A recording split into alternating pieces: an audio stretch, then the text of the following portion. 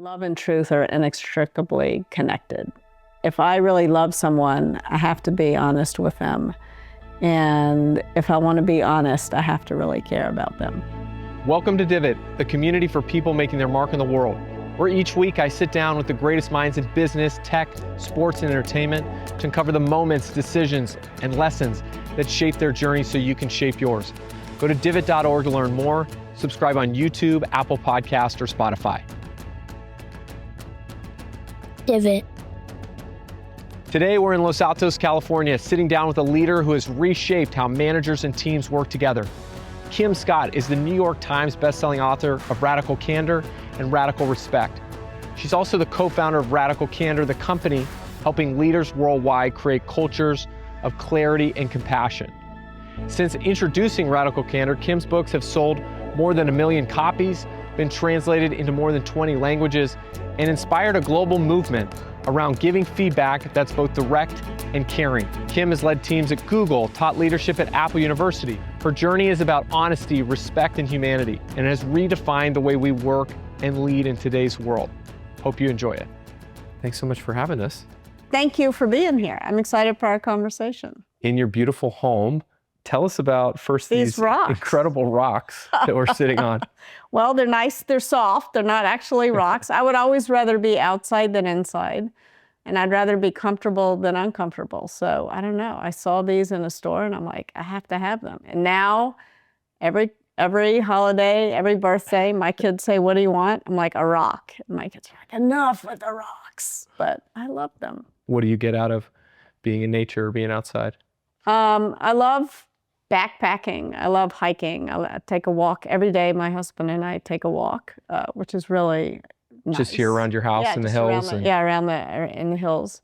I also love pulling weeds for some reason. I will listen to a book and I'll weed for 8 hours until my back can no longer handle it.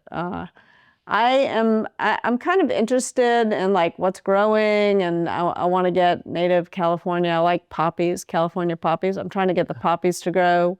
In order to make space for the poppies, you got to pull the invasive grasses. And I find this very soothing. I can't explain why. What leads to successful poppy growth? Pulling, a lot of weeding, and they need a lot of sun. You just throw the seeds out when it starts to rain in sort of November usually. And then by March, you got poppies starting, and April and May and June, you got some bright orange poppies. Where have you backpacked? Where do you like to? Yosemite and Big Sur, I would say, are my two favorites. For those that haven't been to Yosemite, what are your favorite things about it? Yosemite, there's so many different things to see. It's like going to 10 different places all at once. So you might backpack. One time we camped looking down over Half Dome, which is this very famous, iconic rock. There's meadows, you see bear often, and there's a wonderful book by Kim Stanley Robinson called The High Sierras, A Love Story. And he really explains in 600 short pages about what the joy of just walking every day is. In fact, I think there's like this movement. I haven't looked into this, but there's this movement of just walking. Literal movement. But just walking every day, I find it helps me think. It helps kind of clear my mind. There's stuff to see. I don't know. I like it. It's interesting you do it with your husband, you do it together. I've heard of people doing this. It seems to be a positive relationship builder. Yeah. It's always, I find, especially with kids, it's hard. There's 30 things you need to talk about, and you keep not talking about them unless you create space. And for a long time, we would have date night. When we were both working in corporate jobs, we couldn't take a walk every day. So we would have date night. But now that we're both working out of home, we can figure out how to take a walk together every day. It's great. You live in a beautiful place in Los Altos. I also live nearby. And how did you end up in the Bay Area? randomly. It was a random walk. I was born in Minneapolis. I grew up in Memphis, Tennessee, and went to college. I studied Russian literature.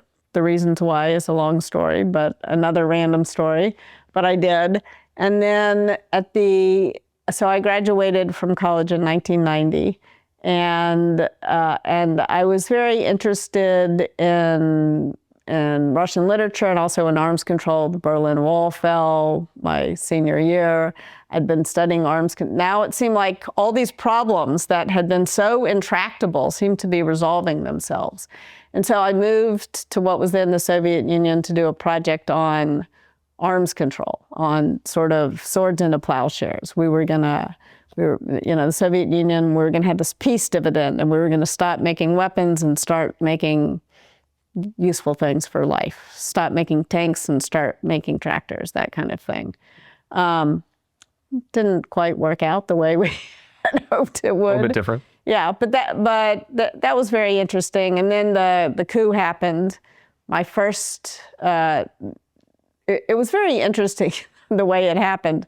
We were raising money from U.S. pension funds, and we had a story. And the story was that things were more stable in Russia, in the Soviet Union, than they appeared, and that the products made in the civilians, in the military sector, were of higher quality, even though Soviet civilian products were notoriously low quality. So all these hedge fund managers come.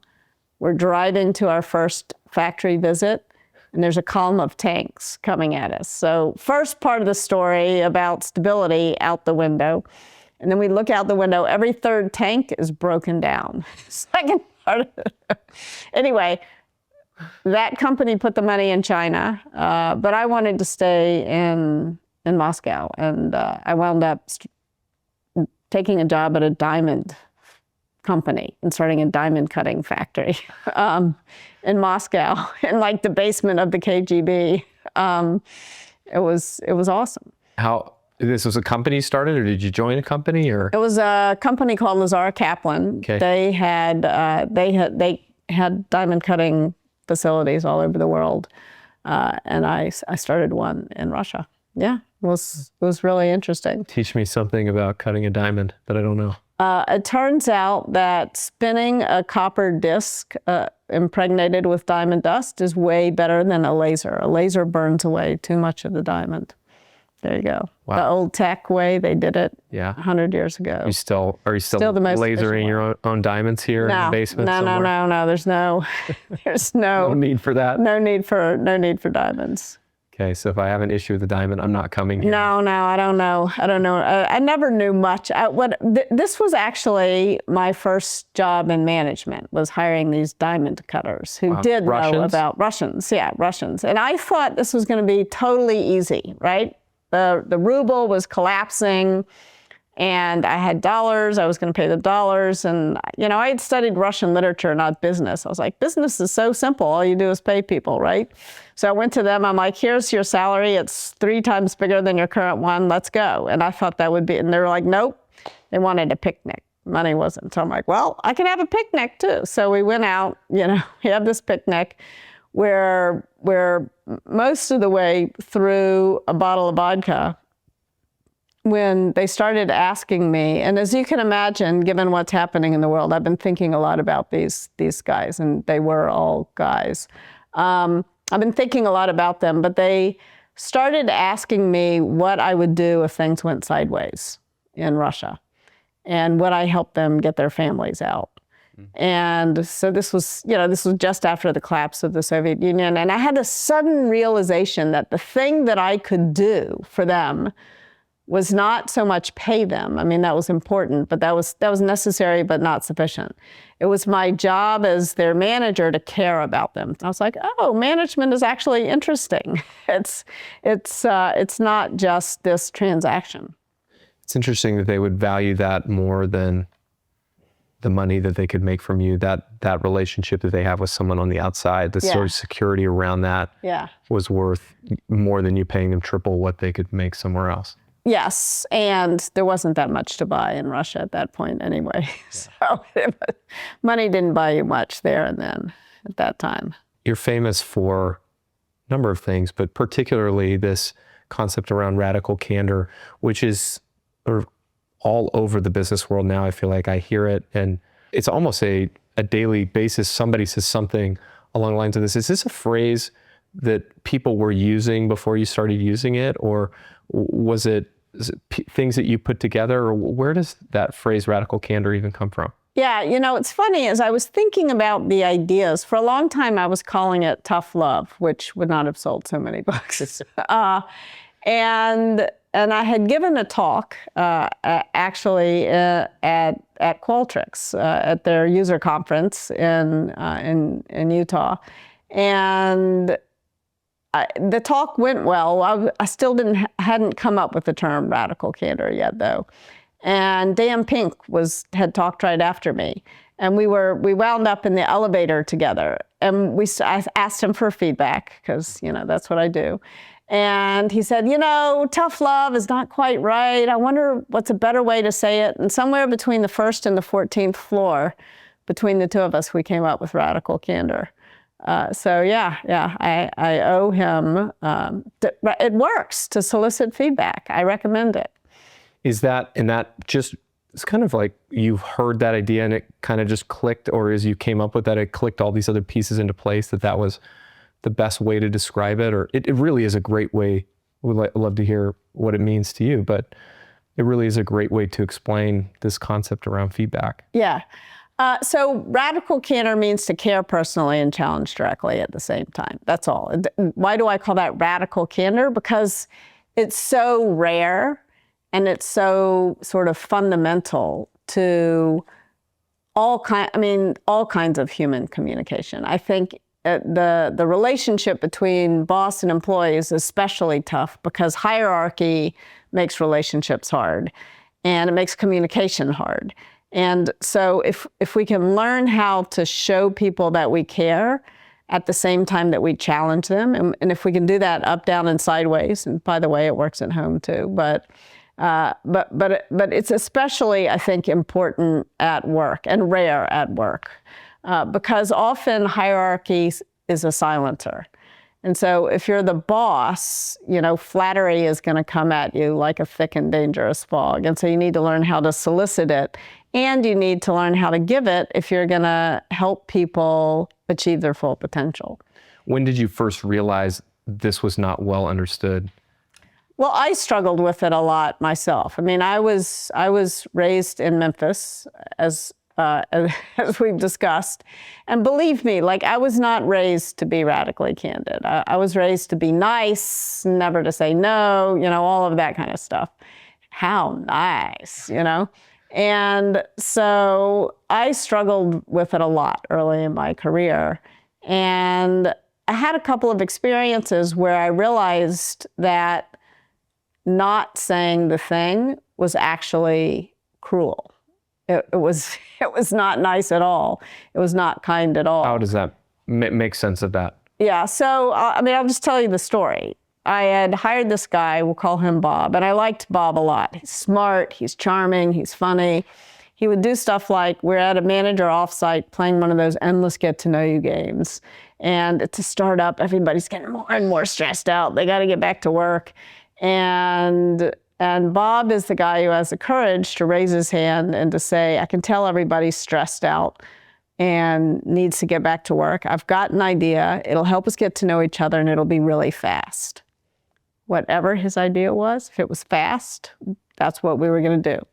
Bob says, let's just go around the table and confess what candy our parents used when potty training us. Really weird, but really fast. Weirder yet, for the next 10 months, every time there was a tense moment at a meeting, Bob would pull out just the right piece of candy for the right person. He's always got candy in his pockets. He's always got candy in his bag. All the different kinds of candy that he needs, Yeah, so Bob, he's a little quirky, but he brings a little levity to the office. Everybody loves Bob. One problem with Bob, he's doing terrible work. He's handing stuff into me and there's riddled with sloppy mistakes. And I'm so puzzled. I can't understand what is happening because he has this incredible resume, this great history of accomplishments. I learned much later the problem is that Bob was smoking pot in the bathroom 3 times a day, which maybe explained all that candy that he has at all times. And that would never happen anywhere else. But this was a quirky little startup, you know, in Manhattan. And so maybe that's why he's got all the candy all the time, you know. And but I didn't know any of that at the time. All I know is that he's handing stuff into me with shame in his eyes. And I would say something to him along the lines of, "Oh, Bob, you're so awesome. You're so smart. We all love working with you. Maybe you can make this just a little bit better." So let's pause right there. Why did I do that? That is classic, what I call ruinous empathy, you know, where I did care about Bob and I didn't want to hurt his feelings.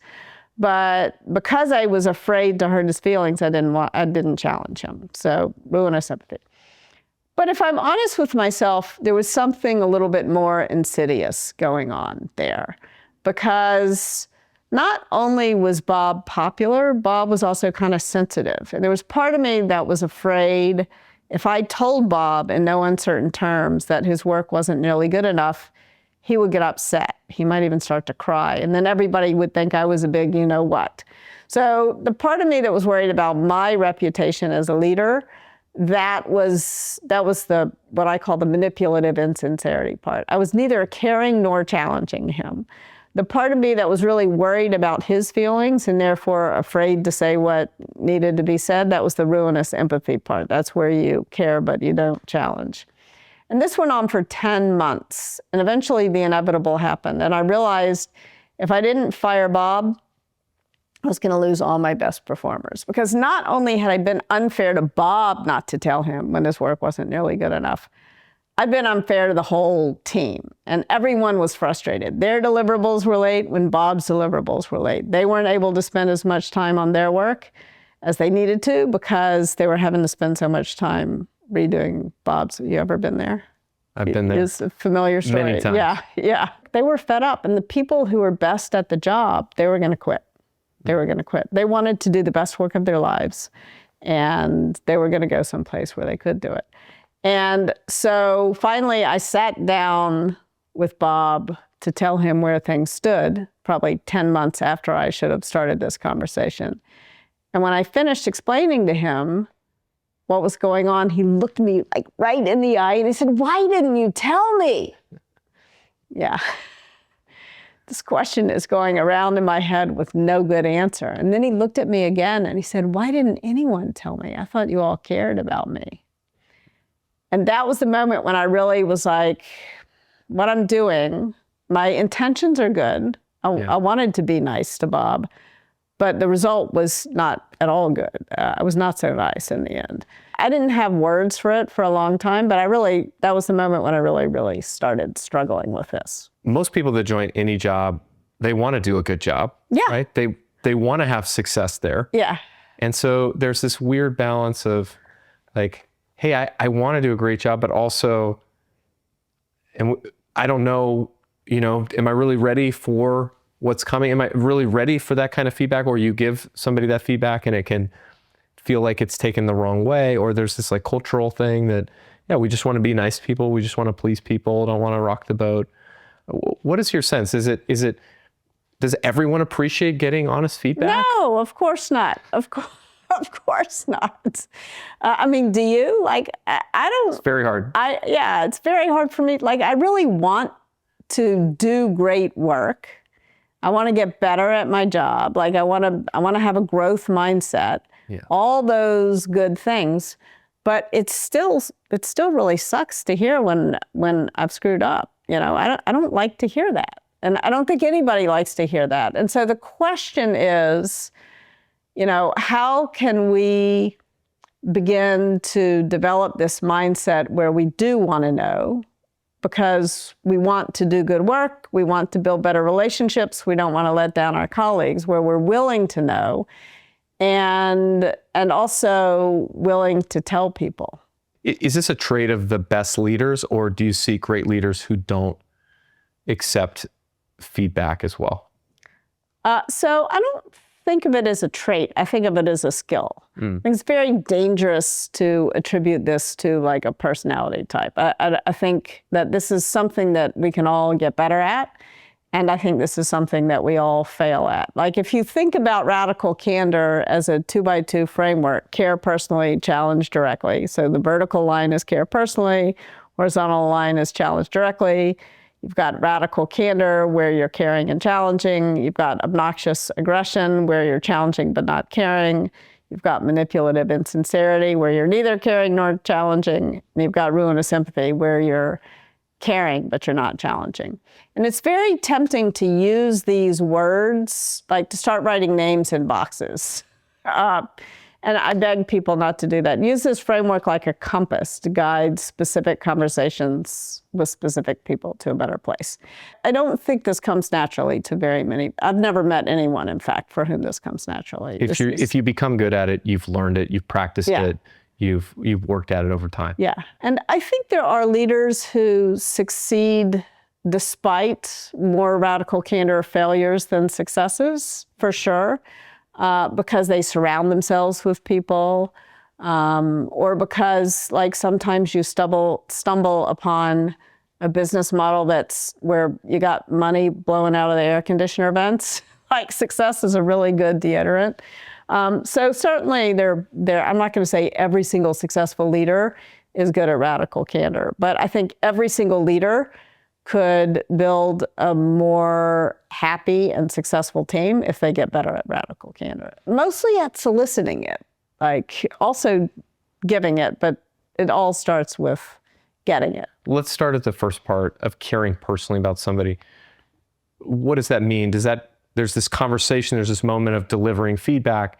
Does the actual caring personally about this person, can it just be delivered there? Do I have to come into that meeting with a lot of kind of credibility built up and showing that I'm somebody that's here to help this person? Or it certainly is going to be easier if you already have a relationship and the person knows you care. There's no doubt about it. But in fact, for me, the origin story of radical candor happened with a perfect stranger in 2 minutes.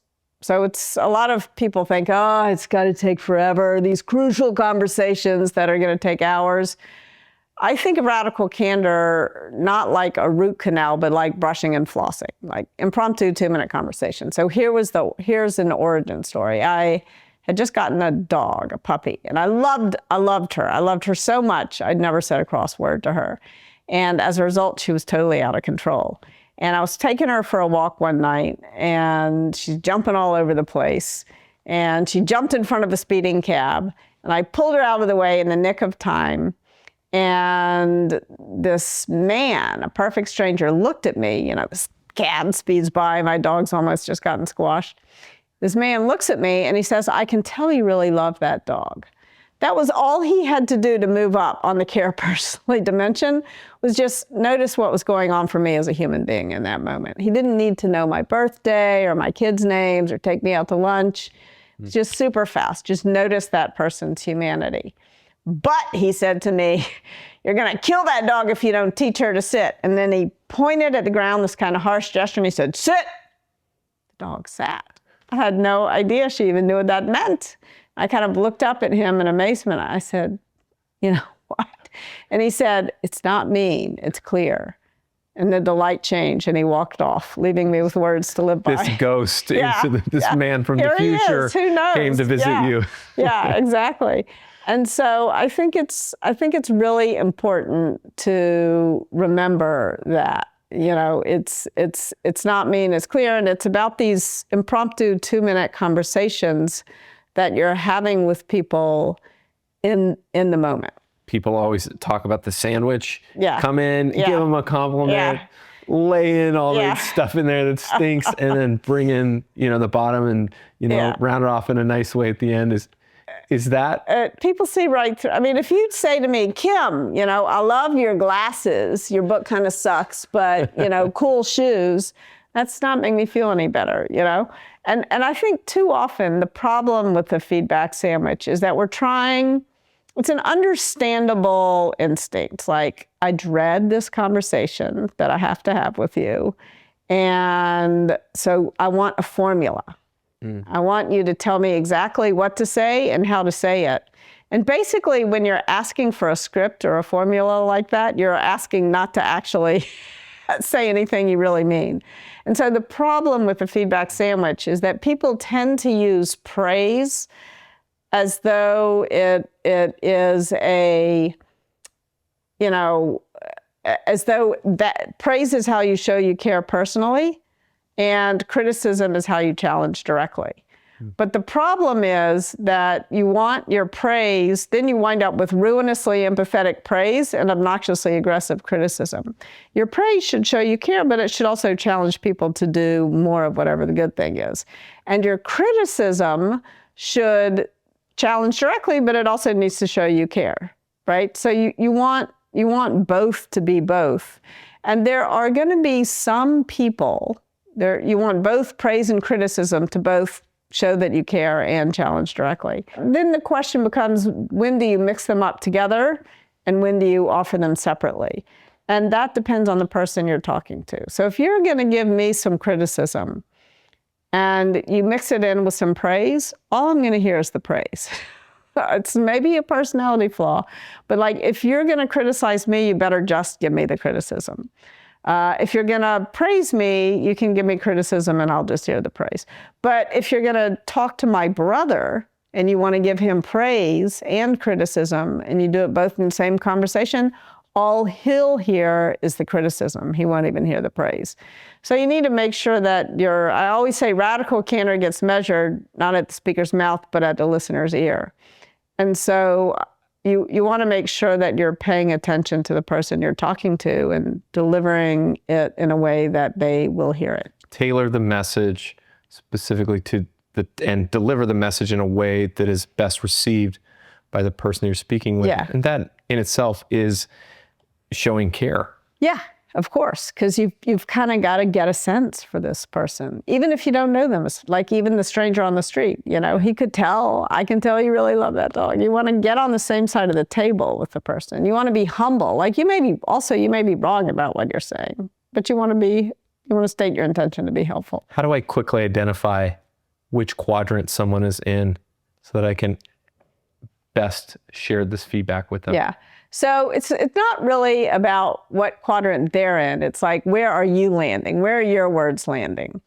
And so I would say if you've got something you want to say to someone, the first thing I would say is that it makes a lot of sense to take a deep breath and realize you cannot predict how they're going to react.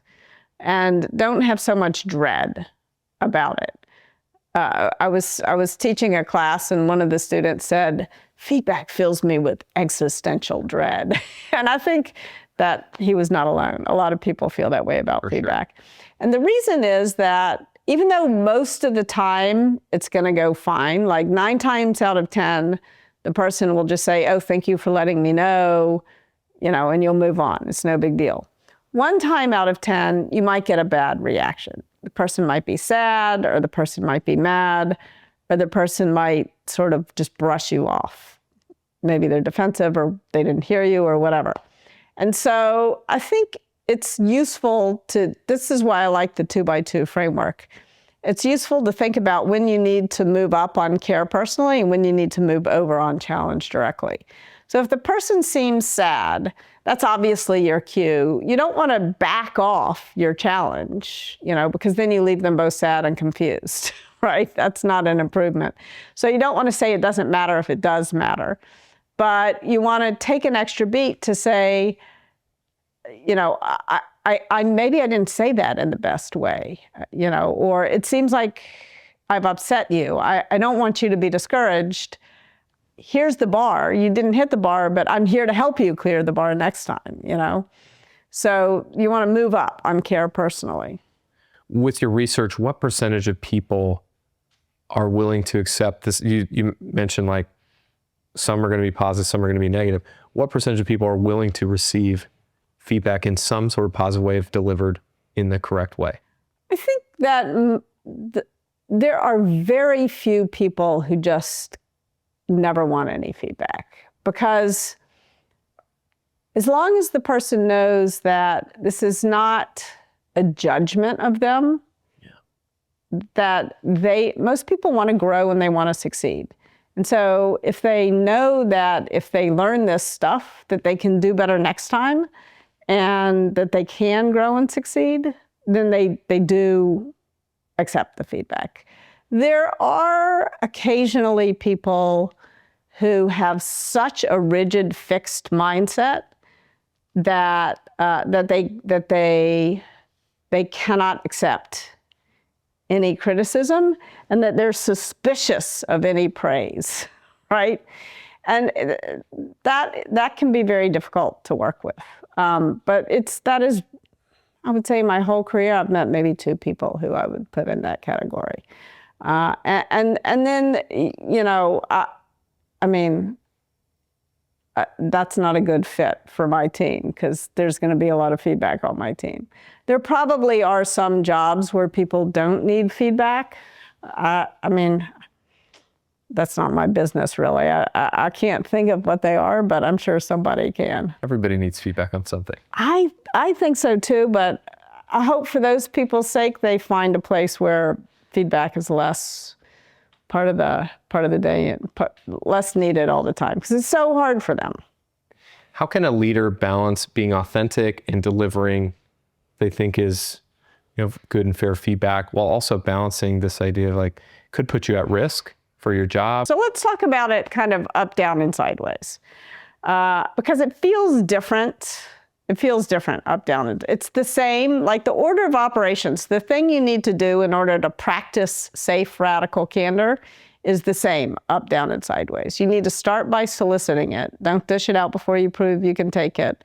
And then you can lead by example by responding well to it when you solicit feedback. And also when you solicit feedback, you're much more likely to know where the other person is coming from. And often that can help you when it comes time to give feedback. It can help you give it in the right way.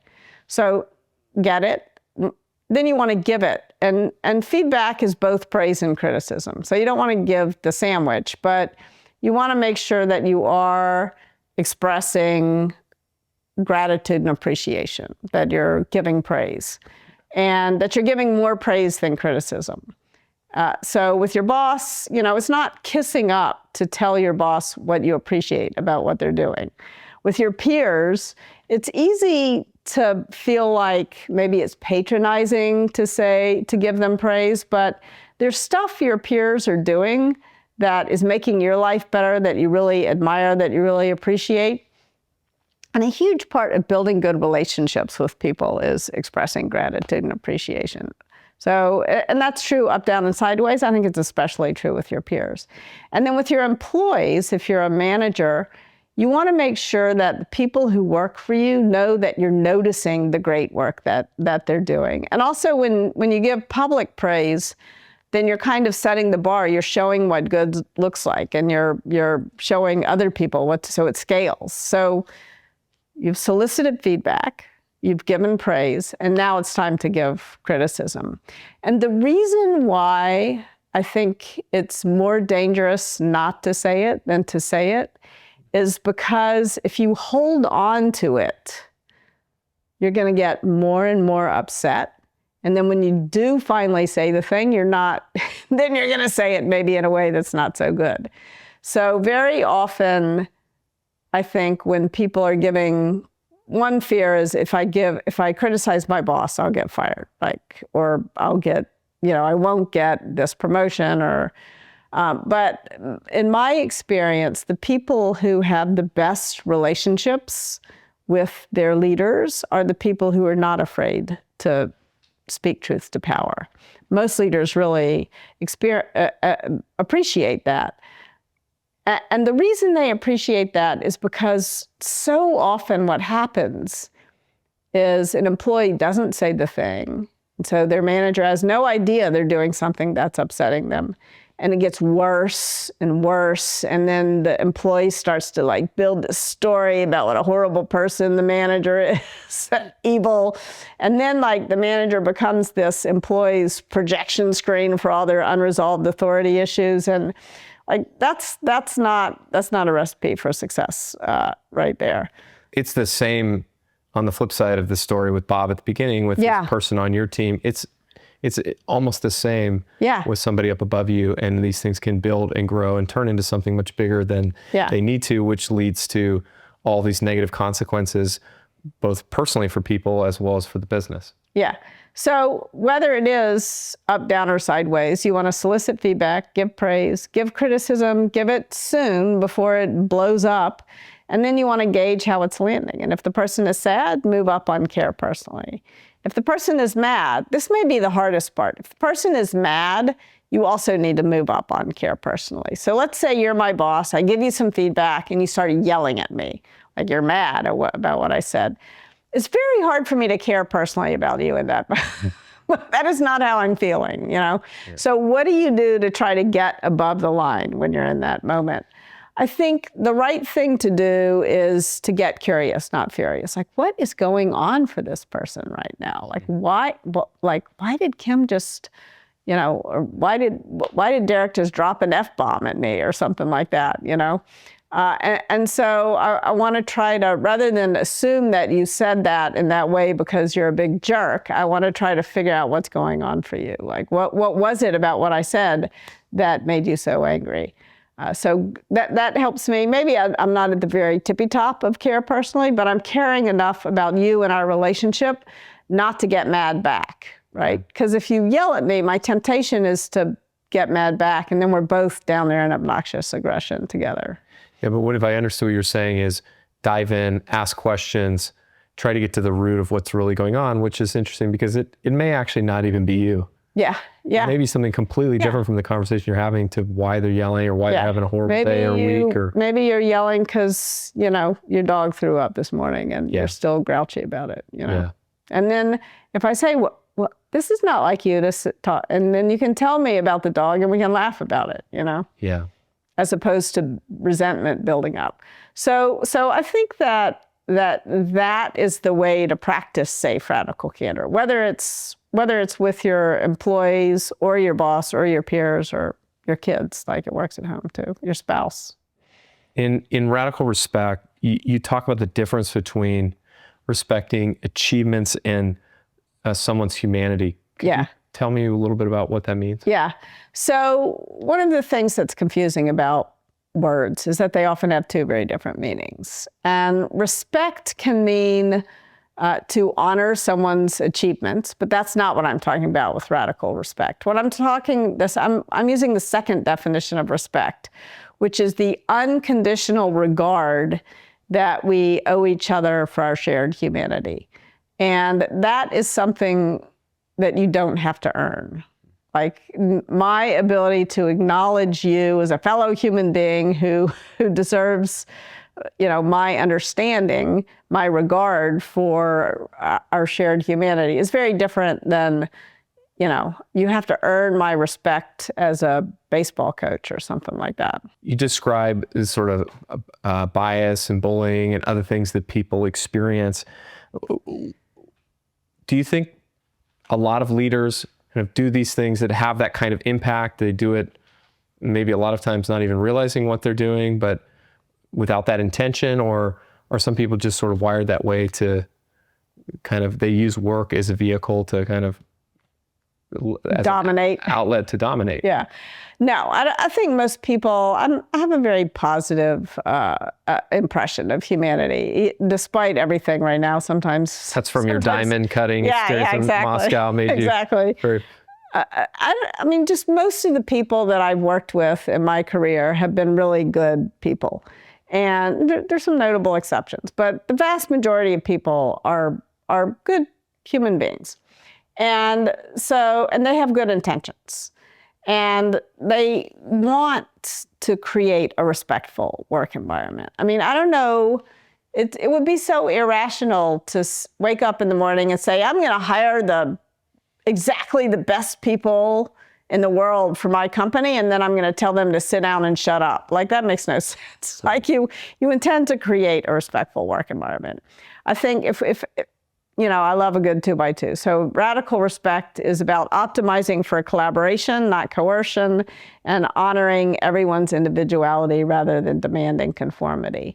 And again, I think the vast majority of leaders know that our superpower as human beings is collaboration. They want hierarchy may be inevitable, but they want a collaboration hierarchy, not a dominance hierarchy. I don't think many people, there are a few, but I don't think many people wake up and say, I want to coerce my teammates today, and I want to create a coercive work environment. And almost nobody wakes up saying, I want to work in a coercive work environment. So we know that's not going to work. I also don't think there are very many people who wake up in the morning and say, what I want to do is create a dystopic 1984 style, everybody's marching in lockstep kind of work environment. Like, I don't think that is what happens usually, right? So we expect to respect other people's honor other people's individuality, and we expect our own individuality to be honored. We don't intend to demand conformity, usually. And so usually our intentions are to have this radically respectful work environment. So what gets in the way?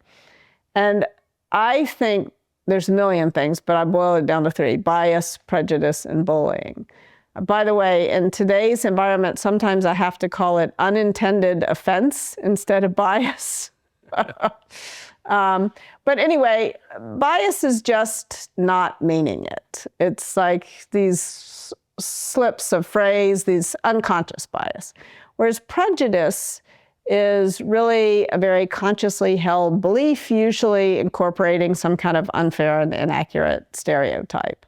And bullying is just being mean. So it's, bias is not meaning it, prejudice is meaning it, and bullying is being mean. And I think those are the things that get in the way of the kind of respectful work environment that most people really do want to create. Where's that line between, like, hey, this person's bullying? I think we all probably experienced that at some point of our lives. It's like, that's bullying, versus like also like not getting too offended at every little thing that happens, and then creating this, it's already hard enough to figure these things out and to be successful at work. And then it's like, are we unintentionally now also creating a sort of making a bigger thing out of this than it needs to be? Or where do you draw the lines? I think that for me, the difference between sort of, I didn't mean to annoy you and I did, or I didn't mean to hurt you and I did. Yeah. Like, if you tell me that what I said to you was upsetting, and I say, I'm sorry, like, then I haven't bullied you, I just screwed up, and that has got to be okay. We're all bound to mess up from time to time. I think same thing with bias. I'll give you an example of bias, what tends to happen, and how to. One of the things I try to focus on in this book is like, these are the things that get in the way. Let's not spend too much time on what gets in the way. Let's spend more time on how to get them back out of the way. So here's an example of bias and how somebody easily got it out of the way. A friend of mine went into a meeting with 2 colleagues who were men. She had the expertise that was going to win her team the deal. So she sat at the center of the table, and her 2 colleagues sat to her left. When the other side came in, the first person sat across from the guy to her left. The next person sat across from the guy to his left, and everybody else piled on down the table, leaving her dangling as though she were the note taker. It just happens. But she was undeterred. She started talking. And when the other side had questions, they didn't direct them at her. They directed them at her 2 colleagues who were men. Happened once. You're nodding. I mean, we've all seen this happen. Happened once, happened twice. The third time it happened, one of her colleagues stood up and he said, I think we should switch seats. That was all he had to do to totally change the dynamic in the room. And he did that not because he thought she couldn't stand up for herself, but it was easier for him as the upstander to do it. It was going to be easier for him to do it than for her, and easier for the other people to hear it from him than from her. So it was it's more efficient. There's something very efficient about upstanding. And he did it, partly because he wanted to win the deal. He did it partly because he liked her and it bothered him to see her get ignored. He did it also because he knew those people didn't mean it, and he wanted to give them an opportunity. He wanted to create space for them to say, "Oh, sorry, I meant to do the right thing." Like it was kinder to point it out than not to point it out. Yeah. And he did it also for himself because, when was the last time you were in a room, somebody said or did something that was kind of so cringeworthy that it made you want to crawl under the table, but you didn't say anything because you didn't know what to say, and then it woke you up at 3 a.m. So there's a lot of good reasons to intervene. Sure. I feel like if you're doing it right, hopefully these kinds of experiences aren't happening so much in your company. If you're in a big company, they're bound to happen at some point, or biases happen in every day in every way. It's it's like, I'm going to say something biased before this conversation is over. I hope you'll point it out to me. I don't want to, but it's just the sort of the air that we breathe. Yeah. And the point is, you don't have to point out every single thing every single time. You don't have to be so aware of all the different biases that it paralyzes you.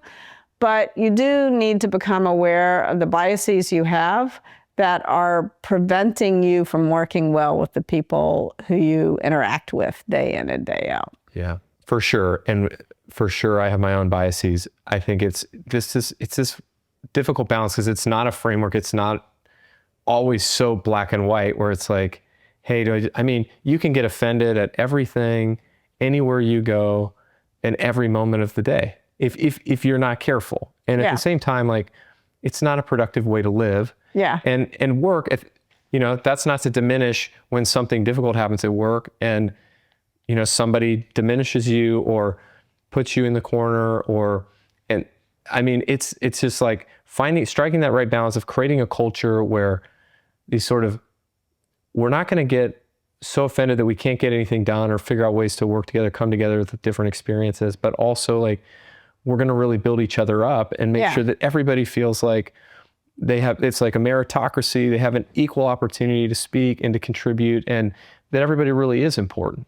Yeah. There's so much evidence that shows that when everyone on a team participates roughly equally, the team does better. That's a much more predictive indicator of a team's success than having some superstar who dominates the conversation on the team.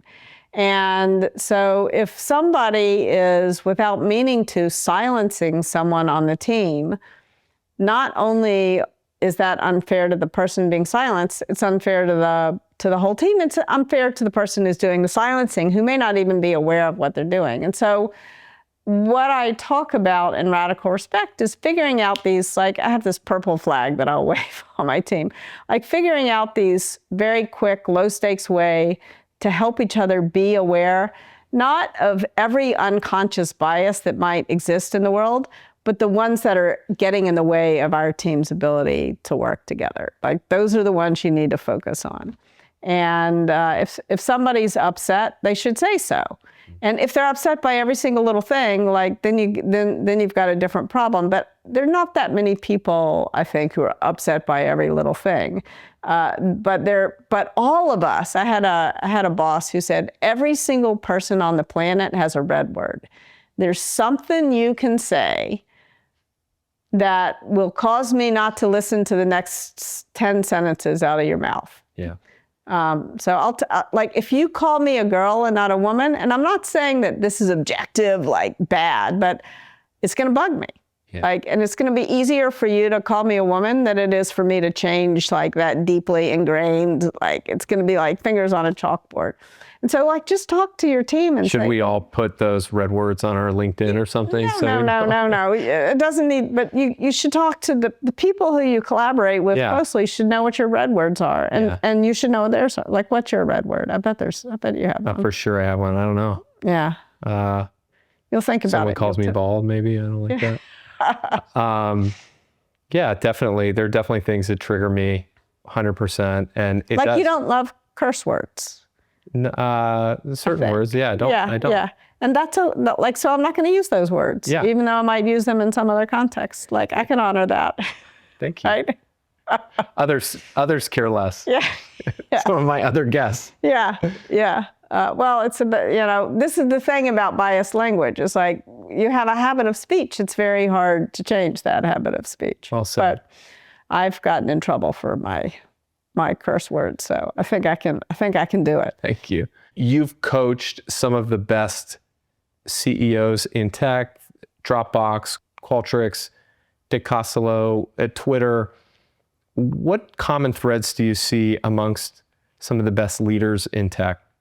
Well, those best leaders, there's some other leaders in tech maybe that I would say are super successful, but it's interesting. Like when I wrote Radical Candor, I think there was this consensus that command and control doesn't work. And now there's this like founder mode kind of elitism that is sort of pervading the valley. But the school of management that I believe in and the leaders who I choose to work with are the ones who really do understand that, first of all, they need to manage themselves before they manage anyone else. They're not going to impose, like we all have our neuroses, our issues, but they're not going to impose their issues on others. They're going to take care of themselves.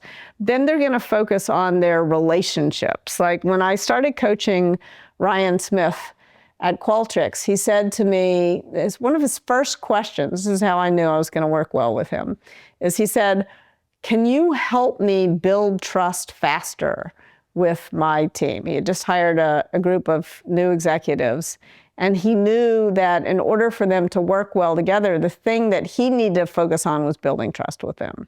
Because you're going to work better, you're going to work faster, you're going to get more done if you build those kinds of good relationships. Like, I think that telling people what to do doesn't work. Like your job as a leader is to create a culture of feedback, build a high-performing team, in service of getting results.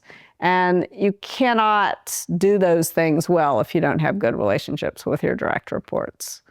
And these leaders also understood that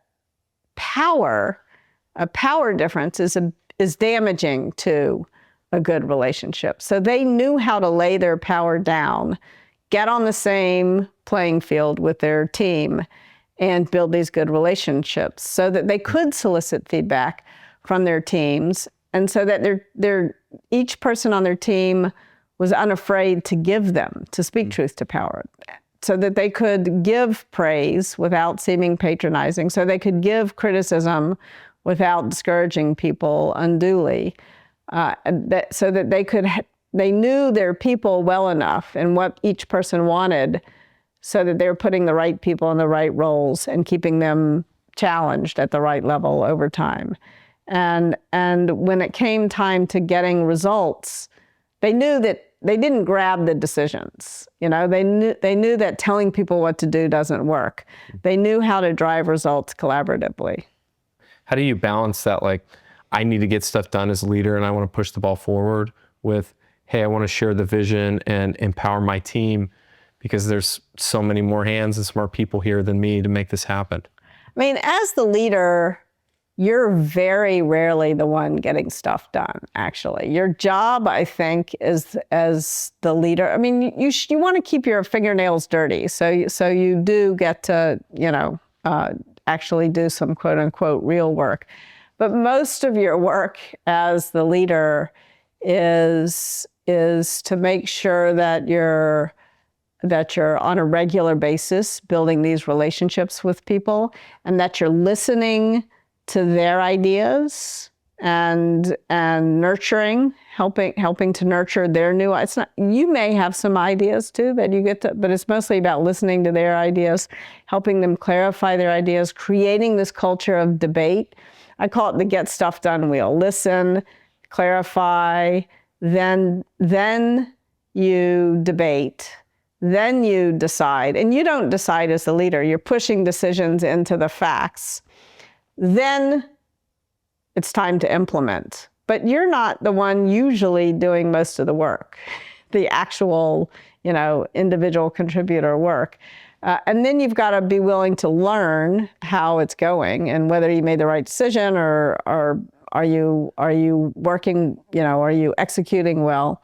And then you got to start all over. And I think your job as a leader is to keep this wheel spinning and making sure that you don't get stuck at any one step, but also making sure that you don't skip over any one step. Listen, clarify, debate, decide. And then you got to implement the decision. You can't forget to actually do the work. And then you got to learn, and then you got to start listening. You got to notice, like you have to have OKRs and notice, like, oh, our goal was this and we didn't hit it. Why? It's very different than a lot of people that come into maybe a feedback session or a meeting with, this is where I'm going with this, and I'm gonna try to navigate this to make this happen, versus being open and really listening and then not coming with sort of this preconceived notion of what you should do. Yeah, and even if you're right as the leader about what you should do, if you just come in and tell people, it's not going to go very well. When I first started working at Google, I inherited the AdSense team, and it was kind of a hot mess. There's like 100 people, and it was like one giant 5th grade soccer game. Everybody's chasing, and I was like, I know how to fix this, and I broke the team down into 5 different teams with one leader. Blah blah blah blah blah. And I came after I rolled out this brilliant plan, I came into the office and I had 5 managers. 3 of them had left and gone on to other teams. At that time at Google, if you didn't like your boss, you could just go find another one. It was very empowering, and I think that was great. But at that moment, it didn't feel so great. Like I remember driving out to the coast and watching the ocean and thinking, will they pay for my stuff to move back to New York if they fire me? So it's at a low moment. And then I went in and I talked to my boss, and she said, Kim, you made the right decision. Like you made a logical set. You did what any leader would do in this situation, but you didn't bring your team along. And she said, when you're a leader and you make decisions like that without going through that listen, clarify, debate, sort of decide, execute, learn loop, it's like, from your perspective, it's like you're swinging a rope. And from your perspective, you're not doing anything. So you're just moving your wrist, But if you're one of your employees, it's like you're at the end of the rope. It feels violent and scary. And so you've got to take the time to bring people along. And furthermore, when I did, I realized that they had a lot of great ideas that I had not bothered to. And they knew more about the work than I did because they were doing it, right. 10 hours a day, and I would dip in and dip out. Does Radical Candor work with your personal or family relationships? 100%. I think so? it's, in fact, I wrote a novel called Virtual Love, and it's about how, well, it's not about me, it's a fiction, of course, but the main character gets out of a bad romance and into a happy relationship, using what she learned about being a good manager at work. And so I think, obviously care personally is really important at home with your kids, with your spouse, with family and friends. But so is challenge directly. I think we've all had those relationships where somebody did something that really upset us and we didn't say it. And finally, we say it like 8 months later, and the person's like, you've been holding on to that this whole time? Or 8 years later. Yeah, or 8 years. Yeah. One time I was giving a Radical Candor talk, and somebody came up to me and said, if I'd heard this 5 years ago, I wouldn't be divorced right now. So I think it's really important, to be able to say what you think in order to improve your relationships. It's also even more important to solicit it. I think especially, I have 16-year-old kids. This is the house of Radical Candor. Like, nobody wants to give you feedback in your life except your teenagers. And this is a service they offer. free of charge for the low cost of room, board, and education. So anyway, I get a lot of feedback, but I find that I love it, actually. If I can remain open to it, that is how I earn the right to occasionally say what I think. Give your own feedback. Yeah. Sometimes I've learned, I've been on this planet like 58 years now. I learned some stuff. But I think they also are seeing things with fresh eyes. Like, I think it's the job of the younger generation to tell the older generation, to tell us about all the terrible things we did that screwed up the whole world, leaving them with a hard road to hoe. And you know what? Like, they're not wrong. We've made some mistakes. I think this is how we move forward as human beings, is the younger generation tells the older generation, like, how things could be better. They have an imagination of the future. And I think it's really important to listen to that. And I think the older generation has learned some stuff, and it's important to be able to say, but we have to earn our right to share our wisdom.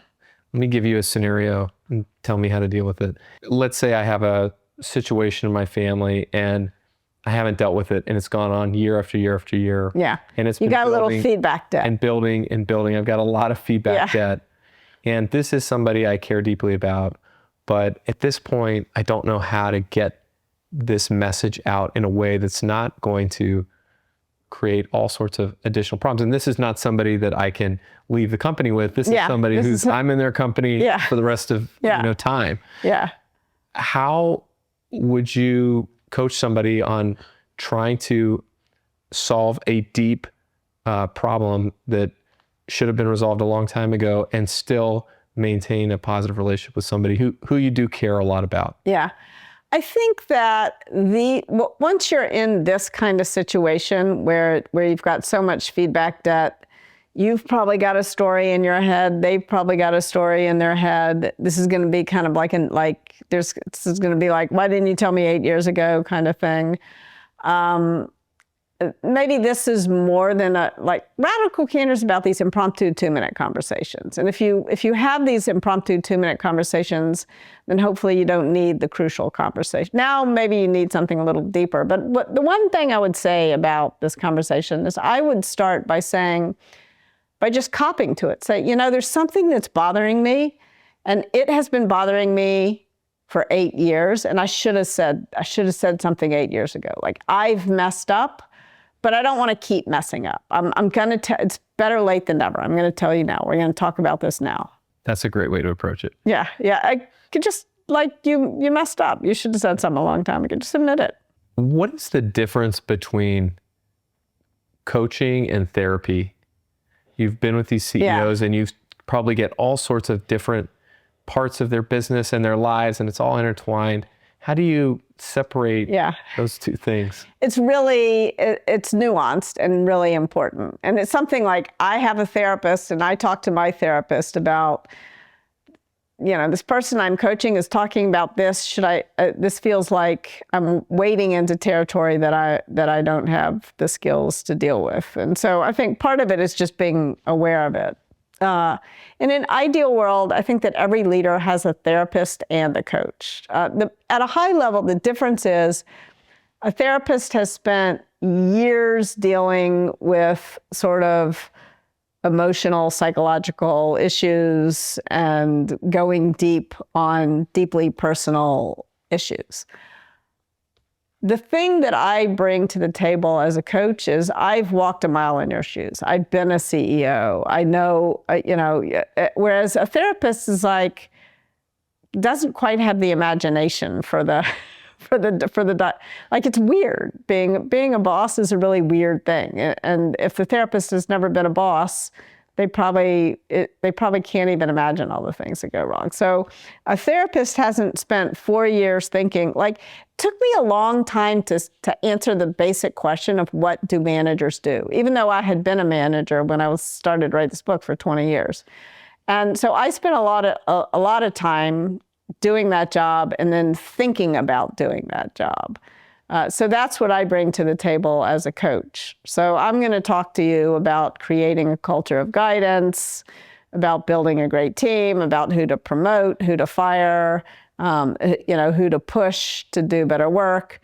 I'm going to talk about, making sure your goals are clear, about having a culture of debate, about when you're when you're having a debate versus when you're making a decision, all those kinds of things. Your therapist probably is not going to be as well versed in that kind of day to day.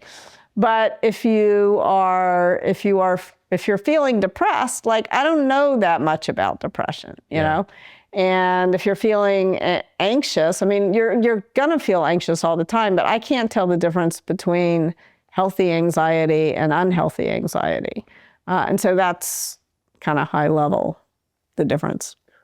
One time I was meeting with my coach and I was explaining some issue I was dealing with, and she kind of very, very gently and casually said, have you ever considered a therapist? Yeah. I was kind of like, no, I never really crossed my mind. And then I kind of sort of backed into that, like, what is she actually asking? What did she say? It didn't really dawn on me for maybe till after the call or later that day. I was like, what does she mean by that? Like, oh, okay. Yeah. I'm like, there's sort of different people that can help you solve different problems. And you should maybe stay in your lanes a little bit. Yeah. I mean, I've worked with people who needed a therapist and wouldn't get one. And eventually I said, I can't, like, this is above my pay grade. I can't keep going down this path. Outside of your family, who is the human being that you most admire? That is a great question. I love novelists. Virginia Woolf. You're kind of like, this is sort of secretly it's not a secret, but you are a novelist. Yeah, I am a novelist, and I really admire other novelists. Yeah. Toni Morrison, novelist who I just brilliant. I love her. I also really admire Viktor Frankl, not a novelist, but a great thinker. Wrote Man's Search for Meaning. So I feel like I have so many great relationships with writers who, aren't even around anymore. If you could implant one idea into everyone in the world, what would it be? Care personally, challenge directly. I wish that we would do a better job with each other of realizing that love and truth are inextricably connected. If I really love someone, I have to be honest with them. And if I want to be honest, I have to really care about them. What's the hardest thing you've ever accomplished? I think that I'm working on this novel, right? I haven't accomplished it yet, but I'm going to be optimistic. All the things you've done, this novel is the hardest. So what I'm trying to do, I have these 16-year-old kids, and they're not optimistic about the future. And I understand there's good reason for pessimism right now. But I feel like growing up, I was very optimistic, and that was very helpful. And so I'm trying to imagine a world. It's a novel about the high school class of 2020, and they're about to have their 50th high school reunion. So it's 2070, and they're looking back. And the world has gone through some hard times, but there's now reason for optimism. There's a path forward. We're going to sort out the environment. We've learned how to live together more peacefully. We've learned how to have major disagreements without major violence. And that's what I'm trying to imagine a path forward. And I thought it would be fun and easy, and it is a lot of fun, but it's definitely not easy. What's your best advice for overcoming hard things? I think positive target identification. Don't look at the problem, like try to look at the path through the problem. That's why I'm writing this novel. I'm trying to create a little positive target identification for the future. How do you measure your life? I don't measure. So my first novel was called The Measurement Problem. And it's all about how capitalism is really good at rewarding what we can measure, but it's really bad at rewarding what we value. And I think the most valuable things are impossible to measure. So what I try to do is love my family as much as I can, do good work, and enjoy, like be grateful. That's a beautiful, big, beautiful world. I try to enjoy it. But I don't think that's measurable exactly. What are the most valuable things in your mind? Family, definitely. Being out in nature, doing work that helps make the world, maybe it doesn't solve everything, but it at least world at least a little better, not a little worse. And I also just think like joy, gratitude, and appreciation. Like there's a lot of good things, and it's important to stop and admire them and enjoy them and appreciate them. If you die and you meet God, what do you hope he says to you? I hope she says, you know, you did all right. You did all right. You made some mistakes, but you did more good than bad. And what's the biggest impact you want to make on the world? I would like to help people realize that work can be a source of joy and not drudgery, and that it should be a source of joy and not drudgery. Thank you so much. It's great. Thank you. Thank you. Thank you. Divot. On next week's episode.